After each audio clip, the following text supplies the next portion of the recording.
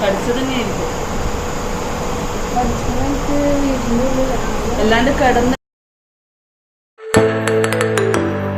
Hi അസ്സലാമു അലൈക്കും. കുറച്ച് പേര് ചോദിച്ചിട്ടുള്ള ഡേ മൈ ലൈഫാണ് കേട്ടോ ഇന്നത്തെ വീഡിയോ. അപ്പോൾ കുഞ്ഞു കുഞ്ഞു വിശേഷങ്ങളും കാഴ്ചകളൊക്കെയാണ് ഇന്നത്തെ വീഡിയോ. രാവിലെ തന്നെ ഇവിടെ നല്ല തണുപ്പാണ്, നമുക്ക് മടി പിടിച്ചു പോകുന്ന അത്രയും തണവാണ് കേട്ടോ. അപ്പോൾ മക്കളെയൊക്കെ വിളിച്ചുണർത്തി അവരൊക്കെ മദ്രസയിലേക്ക് വിട്ടു. എന്നിട്ട് ഇതാ കിച്ചണിൽ വന്ന് കുഞ്ഞു കുഞ്ഞു ചെടികളുണ്ട്, അവർക്കൊക്കെ കുറച്ച് വെള്ളം ഒഴിച്ച് അങ്ങനെ നിൽക്കുകയാണ്. ഇന്ന് തുടക്കം ചായയിലാണ് കേട്ടോ. എനിക്ക് ഭയങ്കര ഇഷ്ടമാണ് ചായ കുടിക്കാനായിട്ട്. എന്നെപ്പോലെ നിങ്ങൾക്ക് ഇഷ്ടമാണെന്നുണ്ടെങ്കിൽ കമൻറ്റ് ചെയ്യേ. അതെനിക്ക് വലിയ കപ്പ് തന്നെ വേണം കേട്ടോ. ചിലവർ മാത്രമാണ് എന്നെ മനസ്സറിഞ്ഞ് വലിയ കപ്പിൽ ചായ തരാറുള്ളൂ. ചില സമയത്ത് ഞാൻ കടയിലൊക്കെ പോയിട്ട് നല്ല ചായ കുടിക്കൂലേ, അപ്പോൾ ഞാൻ വിചാരിക്കും വീട്ടിൽ നിന്ന് കപ്പ് കൊണ്ടുവരായിരുന്നു എന്ന്. അത്രയും ഇഷ്ടമാണ് കേട്ടോ ചായ. അങ്ങനെ ചായയൊക്കെ എടുത്തു. പിന്നെ കുറച്ചൊന്ന് കഴുകാനുണ്ട്, അപ്പോൾ അതും ഈ ചായയും കൂടിയും ഒക്കെ കൂടെ അങ്ങോട്ട് നടന്നു. അങ്ങനെ അതൊക്കെ വാഷിംഗ് മെഷീനിലിട്ട് ചായ കൂടിയൊക്കെ കഴിഞ്ഞു. ഇനിയിപ്പോൾ എന്തായാലും ചായക്ക് ഉള്ള എന്താ പറയുക പലഹാരം ഉണ്ടാക്കണം. അപ്പോൾ ഇന്ന് രാവിലെ പത്തിരിയും മുട്ടക്കറിയാണ് കേട്ടോ ഉണ്ടാക്കുന്നത്. അപ്പോൾ ഞാൻ മക്കൾക്ക് സ്കൂളിലേക്ക് ചോറും വേറെ എന്തെങ്കിലും ആക്കാമെന്നാണ് വിചാരിച്ചത്. പക്ഷെ അവർ പത്തിരിയും മുട്ടക്കറി തന്നെ മതിയെന്ന് പറഞ്ഞു. അങ്ങനെ അതാ ഫ്രഷ് വേപ്പിലൊക്കെ പോയി പൊട്ടിച്ച് കൊണ്ടുവന്നു. സബോള, ഇഞ്ചി, വെളുത്തുള്ളി, പച്ചമുളക് എല്ലാം കൂടെ വാട്ടി മഞ്ഞൾപ്പൊടിയാണ് കേട്ടോ ഇവിടെ ഇടുക. എന്നിട്ട് നമ്മളെ മഞ്ഞക്കറി ആയിരിക്കും, മുട്ട കറി ആയി വരുമ്പോൾ മഞ്ഞയായിട്ടാണ് കറി വരിക കേട്ടോ. ചിലവർ ചുവപ്പ് കറിയല്ലേ, ഇവിടെ മഞ്ഞയാണ് കേട്ടോ. ഉമ്മയുടെ സ്പെഷ്യൽ കറിയാണ്. അപ്പോൾ അതൊക്കെ ഉണ്ടാക്കി. പിന്നെ തേങ്ങാപ്പാലാണ് ഒഴിക്കുക. അങ്ങനെ അതൊക്കെ ഒഴിച്ച് നല്ല സെറ്റപ്പ് മുട്ടക്കറിയൊക്കെ ഉണ്ടാക്കി. പിന്നെ ഇതാ പെട്ടെന്ന് തന്നെ ഉമ്മ അവിടെ അപ്പുറത്ത് നിന്ന് പത്തിരി ഉണ്ടാക്കുന്നുണ്ട് കേട്ടോ. അങ്ങനെ കറിയൊക്കെ തിളച്ച് വരുമ്പോൾ ഇതുപോലെ മുട്ട പുഴുങ്ങിയതും കൂടി ഇട്ടിട്ട് അങ്ങനെ കറി നമ്മുടെ സെറ്റായി. ഇന്ന് എല്ലാം കൂടി ഉൾക്കൊള്ളിക്കുന്നൊരു വീഡിയോ അല്ല കേട്ടോ, നമുക്ക് പറ്റുന്നതൊക്കെ ഞാൻ ആഡ് ചെയ്തിട്ടുള്ളൊരു വീഡിയോ ആണ്.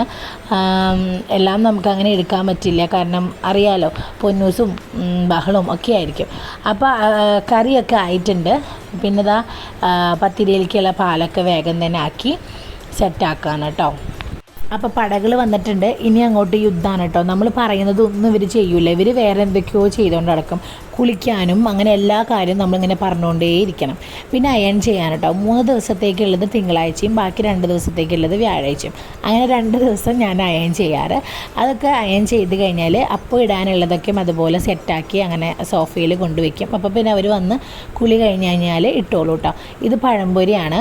ഈ പഴംപൊരി അളിയൻ ചായ കുടിക്കാൻ പോയപ്പോൾ മേടിച്ചുകൊണ്ട് വന്നതാണ് കേട്ടോ. ഇതുപോലെ ഇന്നലെ വാങ്ങിക്കൊണ്ടുവന്നിട്ടുണ്ടായിരുന്നു.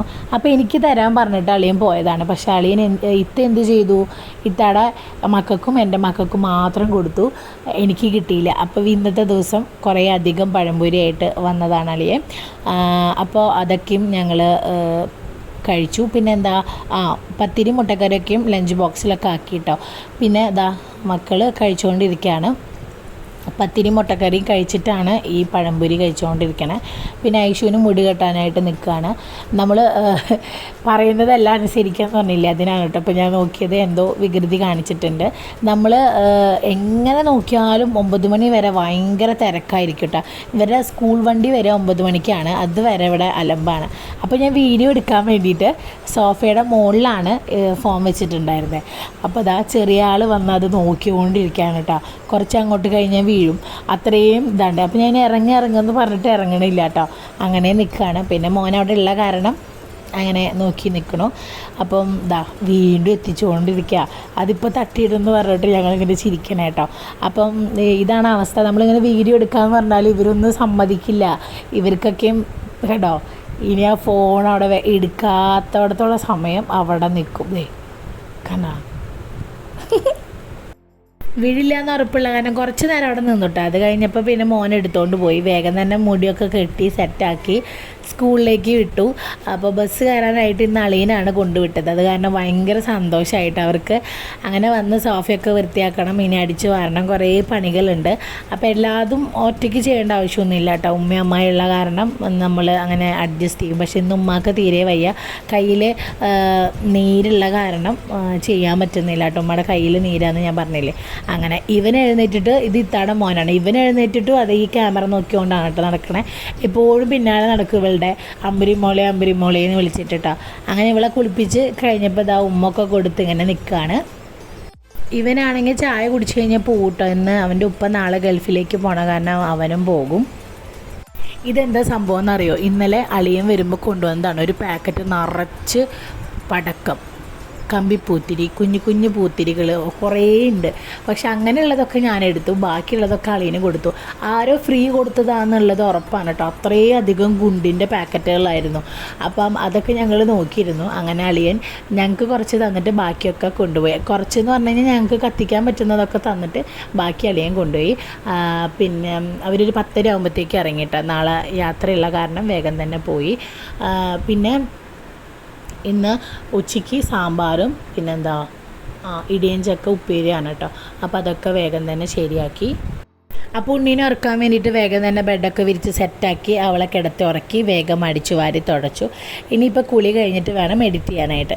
അങ്ങനെ കുളിയൊക്കെ കഴിഞ്ഞ് ലാപ്പ് എടുത്ത് ഇരുന്ന് വോയിസ് കൊടുക്കുമ്പോഴത്തേക്കും ഉണ്ണി എഴുന്നേറ്റു. ഇനിയിപ്പോൾ രക്ഷയില്ല. ഇനി ചോറുണ്ടു. പിന്നെന്താ വൈകിട്ട് ഉമ്മാനെ ഹോസ്പിറ്റലിൽ കൊണ്ടുപോകണമെന്ന് പറഞ്ഞില്ലേ, അത് കാരണം ഞങ്ങൾ വേഗം തന്നെ ചായയൊക്കെ കുടിച്ച് അങ്ങോട്ട് ഇറങ്ങി. ഇന്ന് അടയും പിന്നെന്താ അമ്മായി ഇവിടെ ഇരുന്ന് കപ്പലണ്ടി വറക്കുന്നുണ്ട് കേട്ടോ. അമ്മായി ഉപ്പിലാണ് കപ്പലണ്ടി വറക്കാറ്. അപ്പോൾ അതൊക്കെ ഇട്ട് വറക്കുന്നതൊക്കെ നോക്കി നിന്നു. പക്ഷേ വീഡിയോ ഒന്നും എടുത്തില്ല. അത് കഴിഞ്ഞ് ഉമ്മാനെയും കൊണ്ട് ഹോസ്പിറ്റലിൽ പോയി. പെട്ടെന്നാണ് കേട്ടോ ഉമ്മയുടെ കയ്യിലിങ്ങനെ നീര് വന്നത്. ഉമ്മ ഒന്ന് ഉച്ചയ്ക്ക് കിടന്നുറങ്ങിയത്. പക്ഷേ എഴുന്നേൽക്കുമ്പോഴത്തേക്കും കയ്യുമ്പോൾ ചെറിയ വേദന ഉണ്ടായിരുന്നു. പിന്നെ അങ്ങോട്ട് വേദന കൂടി, പിന്നെ നന്നായിട്ട് നീര് വന്നു. അപ്പം ഡോക്ടറെ കാണിച്ചപ്പോൾ ഡോക്ടർ പറഞ്ഞു എന്തോ കടിച്ചതാണെന്നുള്ളത് ഉറപ്പാണ്, അല്ലാതെ ഇങ്ങനെ വരില്ല എന്നൊക്കെ പറഞ്ഞു. കുറേ നോക്കി. അത് കഴിഞ്ഞിട്ട് കയ്യിൽ എന്തോ മരുന്നൊക്കെ തേച്ച് കെട്ടി വെച്ചിട്ടുണ്ട് കേട്ടോ. നാളെ ഈ നേരം ആകുമ്പോൾ ഇത് അഴിക്കാൻ പറഞ്ഞു. അത് കഴിഞ്ഞിട്ട് കുറവില്ല എന്നുണ്ടെങ്കിൽ വരാൻ പറഞ്ഞു.